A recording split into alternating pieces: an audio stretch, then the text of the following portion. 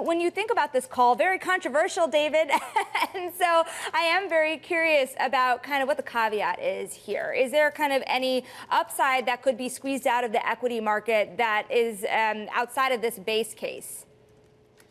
So let's talk about the base case for the next year, and then we'll look at the base case for the following 9 years for full year, decade of performance. So the next year, we're looking at the S&P 500 rising around 8%, 9% total return, to an index level of around 6,300. And the thought process behind that is the U.S. Economy is growing, inflation's coming down, the Fed is cutting rates, earnings are growing 11% in calendar 2025 and another 7% in calendar 2026. And that sets up with a valuation today of around 22 times earnings, slight compression in the multiple. That is the building blocks to a return in the next 12 months of roughly 9%. So what we focused on in this report was what's the probable total return that an investor should anticipate for the cap-weighted S&P 500 index.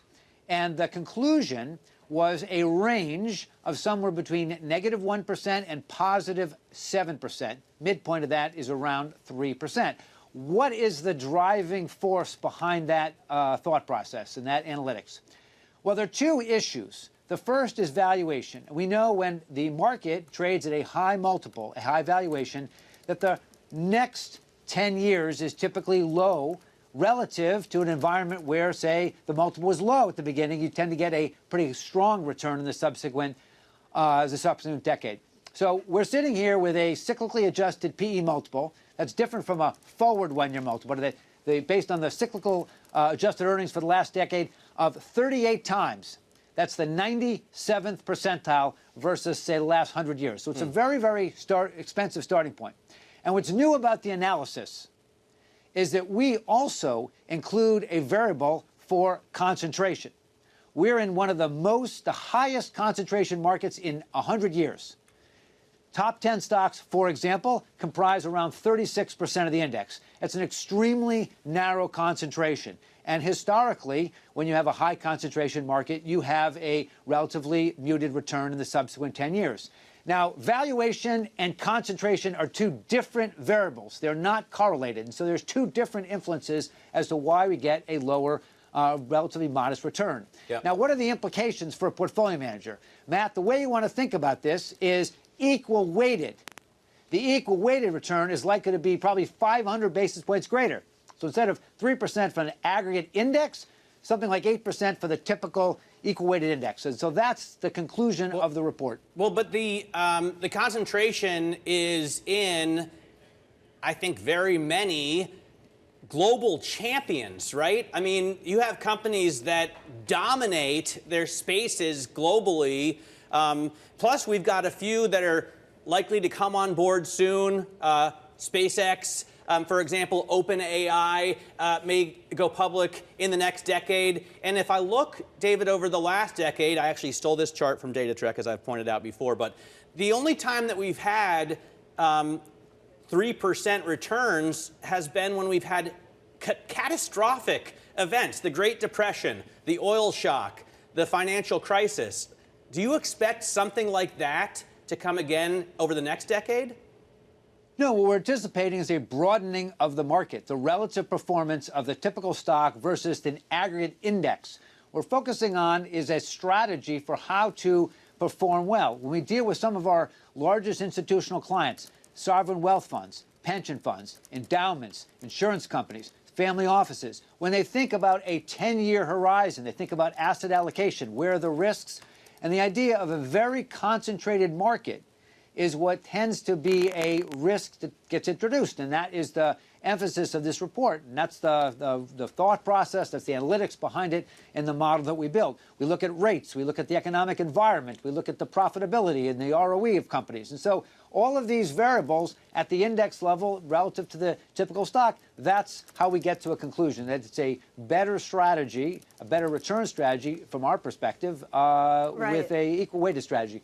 Well, David, I want to talk about the cross-asset nature of this call, too, because you say that it's likely that bonds are going to outperform in this environment. But reading through this call, I mean, if you're not calling for a recession here, I assume the Fed doesn't cut rates back to zero. Wouldn't this be a call for cash? Aren't cash yields going to stay relatively high and you don't have any credit or duration risk there? Well, I mean, there's other strategies. You could look at private credit. You could look at private equity as a potential way of diversifying a portfolio.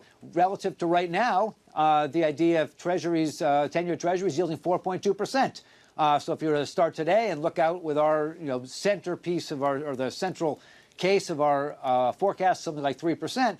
But if you look at the distribution, look, the idea of being at the high end, there are a lot of reasons why you could be at the higher end of our range, closer to 7%. Matt identified a couple of those. You typically get around 3.5% of the constituents in the S&P 500 turnover every year. So we look out for a decade, you're probably looking at a third of the index. There's going to be new stocks that don't exist today in the index. So there's certainly a lot of variables that could happen. The economy could be growing more rapidly, more slowly than a baseline forecast. Those are their issues. AI, in terms of artificial intelligence, could raise productivity. I mean, lots of reasons why it could be better than our base case scenario, which is why we have a range to the upside and the downside. You know, one thing that struck me in this note as well is a 1/3 chance that you have the S&P 500 lagging inflation through 2034. What's the role of inflation here, and what is the risk that it could be higher? What if the neutral rate is higher? What kind of impact would that have on equity market returns? Well, so you think about inflation right now, the TIPS break-evens are around 2.2%, for example. And so based on a scenario where you have a return that could be -1% annualized versus +7%, kind of there's a distribution around that, relatively normal type distribution, the part tail of the distribution would give you a prospect of a return that's less than inflation. That's not the base case, but it certainly is a scenario.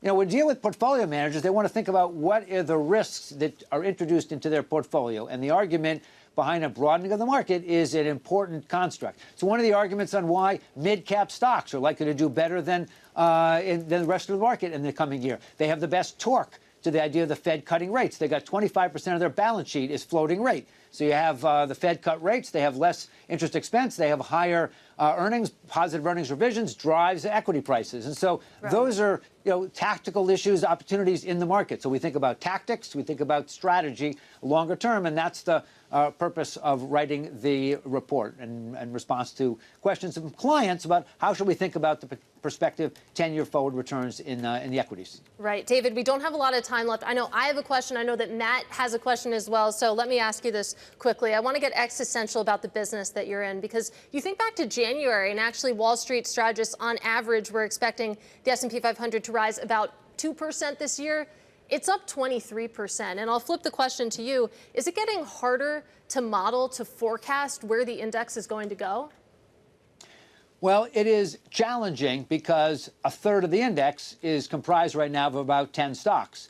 That's not just tech stocks. You have some healthcare stocks, Eli Lilly. You've got Berkshire Hathaway's in the top 10 companies, for example. Depends on the day we're looking at. It could be Visa, Broadcom, different constituents, along with the big tech companies that we're all familiar with. And so it's challenging to look at the market that's that component, and you can look at the rest of the balance of the market. So you think about those big stocks. They trade at 31 times earnings. That's a 2.7% or so earnings yield. It's a negative risk premium versus 10-year treasuries. So that's a concern about valuation. And then you have the concentration item that I overlaid. The rest of the market has a positive risk premium versus bonds. And so that's one of the attractive components of why there's a broadening of the market and why we anticipate that to persist. David, I have an election night question for you. When you get home, put on your slippers, grab a scotch and your pipe or whatever, and you settle down in that lazy boy, right? Click on Bloomberg TV. What are the indexes or the assets, or what are you going to be watching on election night as we hopefully get a clearer picture of who's going to occupy the White House in the next 4 years? Well, the election is obviously quite close in terms of the polls and things like that. So I think there's a couple things that we look at. First, is there a split Congress versus the presidency? that would suggest there's certain executive actions that can be taken, whether that's respect to tariffs, whether it's respect to certain regulation aspects, that the presidency, he or she, could implement. Whereas if there's a sweep on the Democrat or the Republican side, either direction, there are potential legislative aspects. So, Matt, that's sort of the first question I want to think about. The second is we think about, well, what are the impacts of potential tariffs? What would they be? Well, U.S. companies that are selling domestically are likely to outperform U.S. companies that export more to the rest of the world because there could be retaliatory tariffs. So that's one strategy that we might look at. We might look at companies that have that sort of executive authority that you might want to think about. And then we would talk about that with portfolio managers. And there's baskets that we trade on Bloomberg with clients based on those two characteristics.